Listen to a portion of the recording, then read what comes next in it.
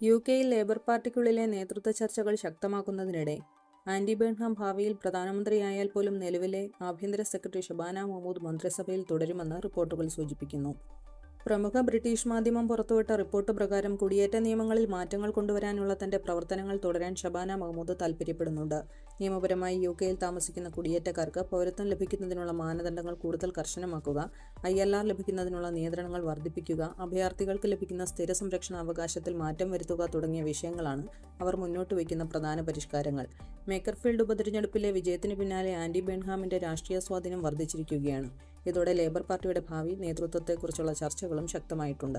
അതേസമയം പ്രധാനമന്ത്രി Keir Starmer സ്ഥാനമൊഴിയില്ലെന്ന് വ്യക്തമാക്കിയിട്ടുണ്ട്. എന്നിരുന്നാലും ലേബർ പാർട്ടിക്കുള്ളിലെ വിവിധ വിഭാഗങ്ങൾ ഭാവി നേതൃത്വത്തെക്കുറിച്ചുള്ള ചർച്ചകൾ തുടരുകയാണ്. കുടിയേറ്റ നിയമങ്ങളിൽ കൂടുതൽ കർശനമായ സമീപനം സ്വീകരിക്കണമെന്ന ആവശ്യം യുകെയിൽ ശക്തമാകുന്ന സാഹചര്യത്തിൽ ഷബാന മഹ്മൂദിന്റെ നിലപാടുകൾ വരും മാസങ്ങളിൽ വലിയ രാഷ്ട്രീയ ചർച്ചകൾക്ക് വഴിവെക്കുമെന്നാണ് വിലയിരുത്തൽ.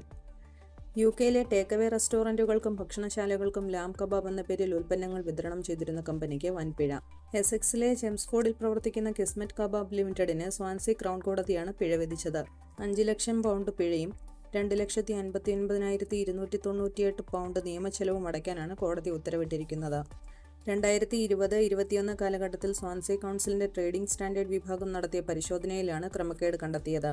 ഉൽപ്പന്നങ്ങളിൽ ലാമ്പ് ഉണ്ടെന്ന് ലേബൽ ചെയ്തിരുന്നെങ്കിലും പരിശോധനയിൽ കണ്ടെത്തിയത് വളരെ കുറച്ച് ലാമ്പ് മാത്രവും കൂടുതലായി കൊഴുപ്പ്, തൊലി, മറ്റ് മാംസോൽപ്പന്നങ്ങൾ എന്നിവയുമാണെന്ന് കോടതി കണ്ടെത്തുകയായിരുന്നു.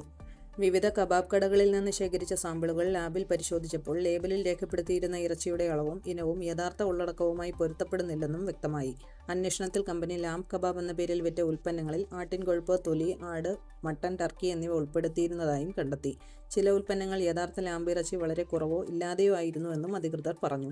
2008 മുതൽ പ്രവർത്തിക്കുന്ന കമ്പനി പിന്നീട് പ്രവർത്തന രീതികളിൽ വലിയ മാറ്റങ്ങൾ വരുത്തിയിട്ടുണ്ടെന്നും സ്ഥാപനം അടച്ചുപൂട്ടേണ്ട സാഹചര്യം ഒഴിവാക്കണമെന്നും കമ്പനിക്കായി ഹാജരായ അഭിഭാഷകൻ കോടതിയെ അറിയിച്ചു.